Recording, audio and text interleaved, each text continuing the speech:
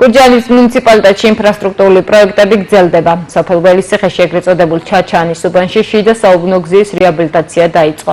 პროექტის ფარგლებში იგება ასფალტის საფარი და ეწყობა სანიაღვრე არხები. პარალელურად რეაბილიტაცია უტარდება ზეგანი ახაშლის დამაკავშირებელი გზის მონაკვეთსაც. სამუშაოები სექტემბრის ბოლომდე დასრულდება. პროექტებს ადგილობრივი თვითმმართველობის თანამონაწილეობით რეგიონული განვითარების ფონდი აფინანსებს.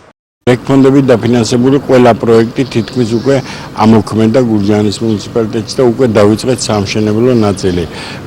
მათ შორის არის ველისციხის გზა, აი ჩაჩანის უბა, ეგრეთ წოდებულ ჩაჩანის უბანს, რომელზეა ერთ-ერთი უბნის მოასფალტების სამუშაოები, რომელიც მოიცავს 700 მეტრამდე ასფალტის საფარის მოწყობას, თავისი სანიაღვრე სისტემებით და ასე შემდეგ და ჯდება სადღაც 700,000 ლარამდეა გათვლილი ბიუჯეტი.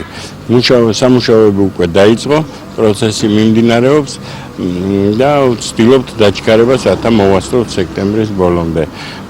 აგრეთვე მიმდინარეობს ახაშენი ზეგანის დამაკავშირებელი გზის რეაბილიტაცია, რომელიც საკმაოდ გრძელი მონაკვეთია, კილომეტრი და 1900 მეტრას მოიცავს ჯამში.